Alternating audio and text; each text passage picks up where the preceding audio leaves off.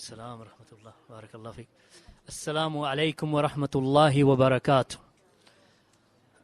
Just as the brothers are leaving, barakallahu feekum, we ask that you keep your conversation to a minimum up until you leave. Inshallah, today I'll keep it as short as possible, so as not to delay any of the brothers. Barakallahu feekum. Alhamdulillahi Rabbil Alameen. Wassalatu wassalamu ala ashrafil mursaleen. Wa ala alihi wa sahbihi ajma'een. Wa ba'd. Today, my brothers and sisters, barakallahu feekum, that we'll just move on slightly from yesterday, and that was concerning some of the statements of the salaf regarding the statement of Allah subhanahu wa ta'ala, فَأَمَّا الَّذِينَ فِي قَلُوبِهِمْ زَيْغٌ. As for those in whose heart there is a disease. And we mentioned the statement of Khadeejah radiyallahu anhu from the Tabi'een. He said, إِن لَمْ يَكُونُوا الْحَرُورِيَّةِ وَسَبَئِيَّةِ فَلَا أَدْرِ مَنْ هُمْ. If they are not the Shia or the Khawarij and the Shia, because the Haruriyya are the Shia, and the Haruriyya are the Khawarij, and the Saba'iyya are the Shia, then I don't know who they are. And in a narration he said, Hum jami'ul mubtadi'ah. That those who have a disease in their hearts, then they are the mubtadi'ah. There occurs a narration regarding those ayat or those individuals that race towards those mutashabihat, or those ayat or those hadith of the Messenger of Allah sallallahu alaihi wasallam that have with them either some amount of generality to them or ambiguity to them, that they are unclear. Imam Darimi stated that it was narrated from Sulaiman bin Yassar that a man called Sabigh, that he came to Medina and he started asking about the mutashabih. He started asking about the ambiguous statements in the Quran. So Umar radiyallahu anhu, who was the Amir al-Mu'mineen at the time, he called for him. And as he called for him, the Amir al-Mu'mineen, meaning Umar radiyallahu anhu, he had prepared a branch or a stalk of the date palm tree. Some branches, stripped them down and had them ready. And then he called for him. So when Umar called for him, he said to him, who are you? He said, Ana Abdullah Sabigh. I am Abdullah Sabigh. So Umar, when he confirmed the fact that this was Sabigh, then Umar took the stick or the stalk from the date palm and started beating him with it until the head of Sabigh started bleeding. So as he beat him, then Sabigh, he said to the Amir al-Mu'mineen, he said to Umar, he said, Ya Amir al-Mu'mineen, enough. What was in my head of deviation, it has left me. And there occurs likewise from Nafi', from Abdullah ibn Umar radiyallahu anhuma, from Umar radiyallahu anhu, that Sabigh was from Iraq. And that he came to Medina and he started to speak about these ayat, these mutashabihat from the book of Allah. And that on an occasion it is mentioned with regard to him also from Nafi' that he entered amongst the armies of the Muslims and he started spreading these shubahat amongst them. And then he went to Misr. And from Misr, the great companion, Amr ibn al-As, he grabbed hold of Sabigh and he sent him to Umar. And he had already written a letter to Umar ibn al-Khattab to expect him. So when he approached Umar ibn al-Khattab, in one of the narrations, the same thing happened. Meaning, that he called for him. And he said, Man anta? He said, I am Abdullah Sabigh. So Umar, he started beating him.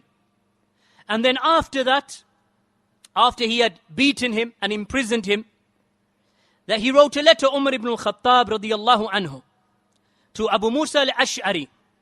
And he said to him that it is not permitted for any of the Muslims to sit with this man. And he mentioned that it is upon the people to have some shiddah with this individual, to be stern with him. So Abu Musa al-Ash'ari, after Sabigh had come to Abu Musa al-Ash'ari, and some of the narrations they mentioned that he wrote to Basra, that Umar ibn Khattab, he wrote to Basra and said that to them. So Abu Musa, after a while when Sabigh was in the company of the people of that place in Iraq, then Abu Musa after a while he wrote to Umar ibn Khattab. And he said to him, indeed his tawbah, meaning the tawbah of Sabigh, it is something that now it is correct, meaning that we accept it from him. So then Umar ibn Khattab, he wrote back to Abu Musa. And he said, if it is the case that his tawbah has been accepted, meaning that his tawbah is something that you can see that he has retracted from his errors, then allow the people to sit with him. In one of the narrations, it is mentioned that in some of the narrations, like for example the riwayah of Abi Uthman, that he mentioned that even if this Abdullah Sabigh had sat in a group of 100 of us, the 100 people would stand up and leave and would not sit with him because of his bid'ah and because of that which Umar radiallahu anhu had punished him with. Likewise, my brothers, there are one or two other narrations with regard to how the salaf, and this is Umar, the companion of Allah's Messenger sallallahu alaihi wasallam, how some of the salaf, they used to deal with the people of bid'ah. And you all know the qissa, or you should know the qissa and the controversy of this mubtadi' Bishr al-Marisi. It is narrated, Bishr al-Marisi was a Jahmi, who was from those individuals who propagated the aqidah of the Jahmiyyah and that the Quran is created. So it is mentioned by Ibn al-Jawzi rahimahullah ta'ala. He mentions, he said, قال Uthman bin Sa'id al-Darimi. So now this is Imam al-Darimi. He said, حدثني الثقة من أصحابنا. That a reliable individual from our companions said, لما مات بشر المريسي لم يشهد جنازته من أهل العلم والسنة أحد إلا عبيد الشونيزي. عبيد الشونيزي. He mentioned that when Bishr al-Marisi, this innovator, he died, no one from the scholars or from the people of Sunnah went to the Janaza of Bishr al-Marisi except one man that we knew to be a man of Sunnah, and he was Ubayd al-Shunizi, and he was from Baghdad. فَلَمَّا رَجَعَ مِنْ جَنَازَةِ لَامُوهُ. So when he returned from the Janaza of Bishr, that the companions, meaning his companions, they started accusing him. And they started disparaging him and criticizing him and blaming him. فَقَالَ أَنظُرُونِي حَتَّى أُخْبِرَكُمْ. He said, wait. Stop attacking me up until I inform you where I went and what I did. He said, مَا شَهِدْتُ جَنَازَةً رَجَوْتَ فِيهِ وَفِيهَا مِنْ أَجْرِ مَا رَجَوْتُ فِي شَهُودِ جَنَازَتِهِ. He said, Wallahi, I did not go to his janazah or witness his janazah hoping for the reward from that. Min al-ajr. I did not go. ما شهدت جنازة رجوت فيها من الأجر. I did not go to expect a reward for attending his janazah. ما رجوت في شهود جنازته. And I did not go as a witness to witness the janazah itself. إنني لما قمت في الصف. He said, when I stood in the rows, when the people are praying the janazah, قلت, that I said, Allahumma, oh Allah, abduka hadha kana la yu'minu bi ru'yatika fil akhirah.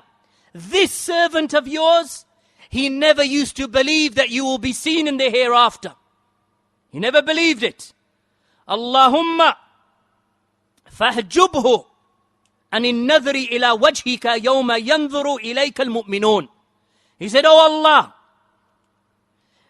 screen yourself, make a hijab between yourself and him, between your face and him, so that on the day when the believers will be able to see him, he will be screened from seeing you. Allahumma abduka hadha kana la yu'minu bi adhab al-qabr. He said, oh Allah, this servant of yours, he never used to believe in the punishment of the grave. Allahumma fa'adhibhu yawma al-yawma fi qabrihi adhaban lam yu'adhibhu ahadan min al-alamin. He said, oh Allah, punish this man today in his grave with a punishment that you have not meted upon anyone from the creation. Allahumma abduka hadha kana yunkirul mizan. Oh Allah, this servant of yours, he used to deny the mizan, yawm al-qiyamah, that Allah will weigh the deeds, the good and the evil. Allahumma fakhaffif mizanahu yawm al-qiyamah. Oh Allah, make his scale of good deeds light on the day of resurrection, meaning outweigh him with his evil. Allahumma abduka hadha kana yunkiru shafa'ata. Oh Allah, this servant of yours, he used to deny the intercession yawm al-qiyamah. Allahumma la tushaffi' fihi ahadan min khalqika yawm al-qiyamah. Oh Allah, do not allow anyone to intercede for this individual from your creation on the day of resurrection. This is why I went to the Janaza of Bishr al-Marisi. So then, those who were criticizing him, they fell silent. And then they started laughing. The salaf of this ummah, ya ikhwan, that they were not easy going with the people of bid'ah. Not in their lifetimes and not even after their death. So those people who say, leave them alone, they are dead. Even after their death, Ahlus Sunnah, that they remind Ahlus Sunnah of the bid'ah and the innovations of these people so that they may be safe from their harm and from their misguidance. Wallahi ya ikhwan, it is narrated from some of the salaf also, that some of the salaf, that if a janazah was carried out for Ahlul Bid'ah, a mubtadi' who used to call to his bid'ah, they used to attend the janazah and walk through the sufuf, breaking the rows, and telling the people, what are you doing here? Praying the janazah for this man who used to deny the punishment of the grave, who used to deny the shafa'ah yawm al-qiyamah. He used to deny that Allah speaks, or that Allah spoke with the book, or with the Quran. This was the way of the Salaf, ya ikhwan. Look at the treatment of Umar ibn al-Khattab, radiyallahu anhu. If we say we are following the Sahaba, then look at the treatment of the Sahaba. Not to say now that we start taking sticks and beating them, no. Because that is for the Amir al-Mu'mineen, that is for the ruler to do. For us, we take a lesson that the people of deviation are more harmful to Islam and the Muslimin than the outside enemy. They are more harmful to us than the Jews and the Christians and the Hindus. More harmful. Their sin is not worse. The sin of the Jew and the Christian and the Hindu is worse. But the harm of these individuals is greater. Why? Because they are a cancer within the body of the Muslims, trying to deviate Islam from the pure message of al-Islam. It occurs from the Imam of Ahlus Sunnati wal Jama'ah, Ahmad ibn Hanbal, with regard to al-Karabisi. Al-Karabisi, Hussein al-Karabisi, that this individual, it was said about him, as some of the ulama they have mentioned, that this Hussein al-Karabisi, that his knowledge was so great that the great Imam Abu Thawr didn't even reach a tenth of the knowledge of al-Karabisi. Not even a tenth of his knowledge Abu Thawr did not possess. And Abu Thawr was an Imam of the Sunnah. But al-Karabisi was an individual, when he came to the issue of the Aqeedah of Ahlus Sunnati wal Jama'ah, he opposed the Aqeedah of the Salaf. And he opposed the Aqeedah and the creed and the methodology of the likes of Ahmad ibn Hanbal, even though in the early days he used to support Imam Ahmad. And he used to be alongside the scholars of the Ummah. And he himself was a man of knowledge. Then he deviated. So Ahmad ibn Hanbal warned against him. So this narration that occurs with regard to al-Karabisi, that it was said about him, that the great Imam Abu Thawr, he did not even possess a tenth of the knowledge of al-Karabisi. But when the fitna of the Khalqul Quran it began, al-Karabisi, he opposed the aqidah of the salaf of the ummah. So Ahmad ibn Hanbal spoke about him. And the status of al-Karabisi fell to such a degree even today. If you find a man praising al-Karabisi, ya ikhwan, know that either he is a jahil or he is a bid'ah, misguidance, a jahl is destroyed. Even till this day, 1,200 years later, anyone who praises al-Karabisi, then this individual is a sign of his deviation and bid'ah, that he is destroyed. Abu Thawr, Imam Ahmad, he praised Abu Thawr. And he became an imam in the eyes of the people. Up until this time, 1,200 years later. And if you find a person praising Abu Thawr, then we know that this man is a man of sunnah. Know, my brothers and sisters, that this is our da'wah. The da'wah to Salafiyah. Imam Ahmad ibn Hanbal, he stated, he said, قبور أهل سنة من أهل الكبائر روضة. He said that the graves of the people of Sunnah who fell into major sins are gardens. That they are gardens. وَقَبُورْ أَهْلِ الْبِدْعَةِ الزَّنَادِقَةِ. That as for the graves of Ahlul Bid'ah and the Zanadiqa, then they are a pit. And then he mentioned, so the sinners, فُسَّاقْ أَهْلِ السُّنَّةِ أَوْلِيَاءُ اللَّهِ. That the fusaq of Ahlul Sunnah, the sinners from Ahlul Sunnah, are the awliya of Allah. وَالزُّهَّادْ أَهْلُ الْبِدْعَةِ أَعْدَاءَ اللَّهِ. And as for the zuhad, meaning the pious ones from Ahlul Bid'ah, then they are the enemies of Allah. Why? What's the measure, ya ikhwan? What's the mizan? What's the measure that those scholars, the Imam Ahmad ibn Hanbal, died in the year 241. Not only Ahmad, we mentioned to you the statement of Ad-Darimi. We mentioned to you what happened with Umar ibn al-Khattab and what Abu Musa and the conversation between Amr ibn al-As and Umar ibn al-Khattab regarding Abdullah Sabir and Abu Musa and Umar ibn al-Khattab. Look at these conversations. Look how stern they were against the people of deviation. Why? Because these people come into the ranks of the Muslims and they corrupt their religion. Those who go to grave worship. Those who go to the graves and make tawaf of the graves.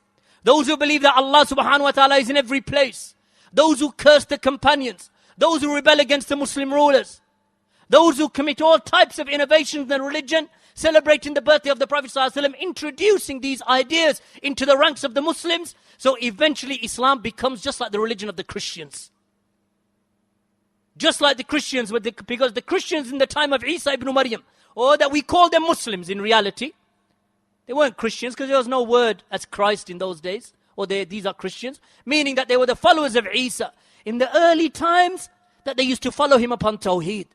Then generation after generation, they become corrupted. Why? Because of innovations and corrupted ideas that were introduced into the religion of Isa ibn Maryam. Likewise with Muhammad sallallahu alayhi wasallam.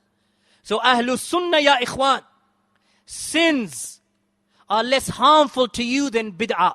Sins are harmful. Sins may lead you to the hellfire and cause the punishment of Allah to be established upon you for a time. But bid'ah is worse, because the sinful one knows that he's sinning and he feels remorse, and the remorse will save him and protect him. It will save him and protect him. As for bid'ah, then the one who commits bid'ah believes that he is coming closer to Allah. He expects Allah to reward him for his innovation and his misguidance. Yet Allah subhanahu wa ta'ala just piles up more and more sins upon the head of the sinner. And that's why Imam Shafi'i, he mentioned that you meet Allah subhanahu wa ta'ala with every sin short of shirk is more beloved to me than that you meet Allah subhanahu wa ta'ala with a single innovation. More beloved that you meet Allah with the sins other than shirk. Because shirk Allah does not forgive. Inna Allah la yaghfiru an yushraka bih. Allah does not forgive shirk. But if you meet Allah with every sin, Lesser than shirk is better than you meet Allah subhanahu wa ta'ala with innovation after innovation, whether it be the Jahmiyyah or the Mu'tazila or the Rafida or the Tablighi Jamaat or Ikhwan al-Muslimin or Qutubiyya or any of these sects of our times or of previous times. Better, ya Ikhwan. And there are narrations after narration from the salaf with regard to this particular affair. No, we do not belittle sin. Ahl Sunnah are afraid of sins. We are afraid, but we are more afraid of innovations. This is our way and this is our madrasa. This is our school, ya Ikhwan. The school of the Sahaba. The school that the Sahaba, that they nurtured the Tabi'een upon. So go back to that and remember these words of the Salaf of this Ummah. Next time when you see the people calling to their innovations upon the manabir, upon the pulpits and upon their lectures and in their audios and other than that. Barakallahu feekum walhamdulillahi rabbil alameen wa sallallahu ala nabiyyina Muhammad wa ala alihi wa sahbihi wa sallam. Jazakumullahu khairan.